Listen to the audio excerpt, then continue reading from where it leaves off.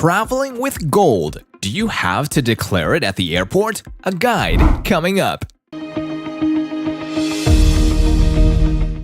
If you own physical precious metals, whether it be coins or even bullion, there may come a time when you need to fly with it, unless they are in your Gold IRA account, which you wouldn't have to actually carry around. The question arises as whether you have to declare your gold at the airport. We all know regulations exist and can often be tricky to navigate. So today, we'll cover the following. Can you travel with gold and silver bars and coins? How much of it can you carry to the USA?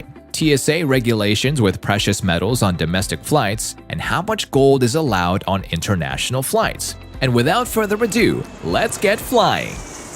Traveling into the US with gold. First, let's talk about bringing gold into the USA, especially as an American citizen. If you're traveling back home after being abroad, then there are regulations on bullion, coins, and even metals.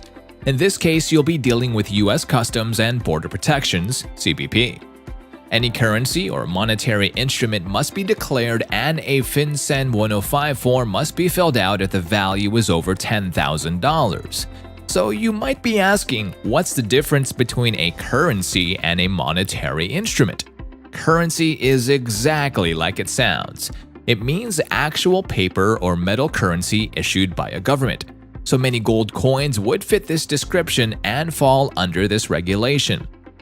A monetary instrument can be things like traveler's checks, bearer bonds, stocks, and so on. In this case, you will not have to worry about it. So what should you do with precious metals that are not coins or currency? How much gold can you travel with? Technically, if we follow the strictest interpretation, bullion is not classified by these rules.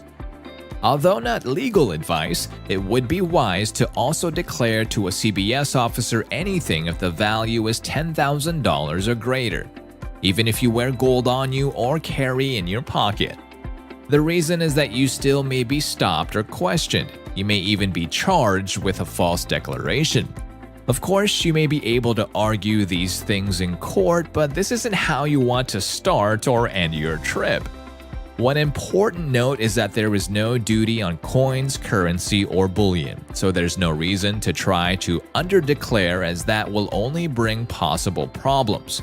And one last thing, there's no limit on how much you can travel with, but if flying from Cuba, Iran, or Sudan, then gold coins or bullion are not allowed entry under any circumstances. Traveling into the USA. You have to fill a FinCEN 105 form if you carry more than $10,000.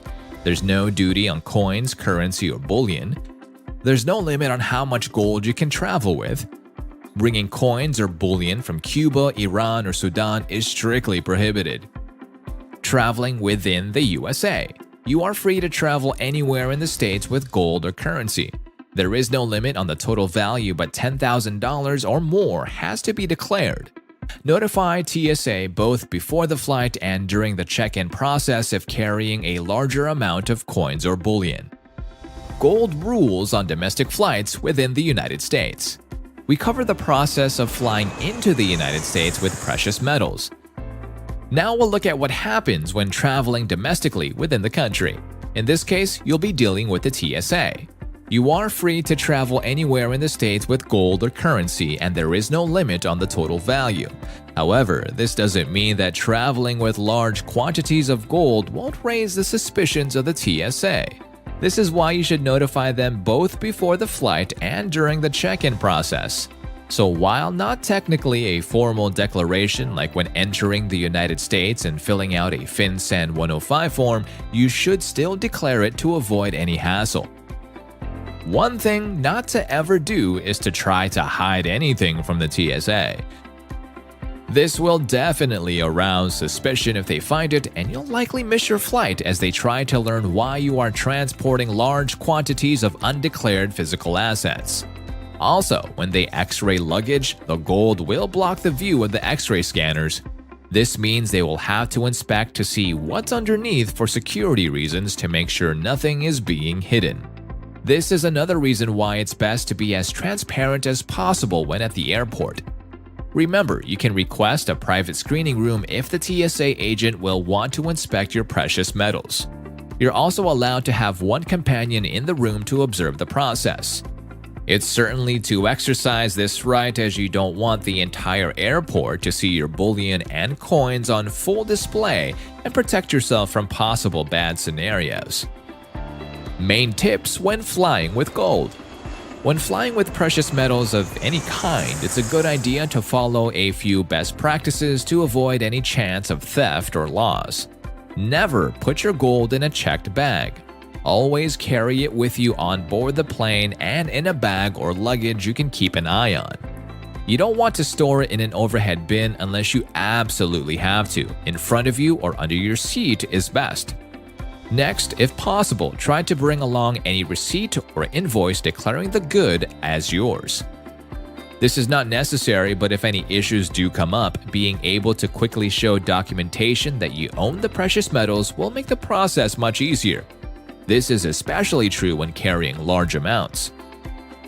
Frequently asked questions. Can you bring gold and silver on a plane? Yeah, you certainly can. Your precious metals can be in any form: coins, bars, metals, etc. Just be sure to follow the TSA or customs guidelines to avoid any issues. How much gold can you carry to the USA? You may wonder, what is the US Customs gold limit?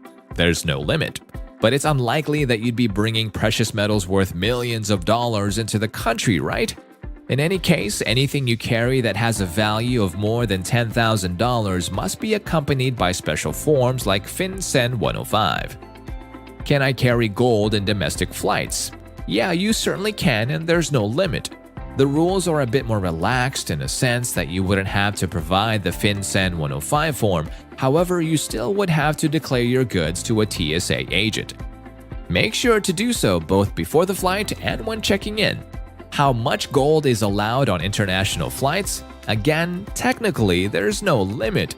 However, just like the United States, other countries also have their own requirements and documentations.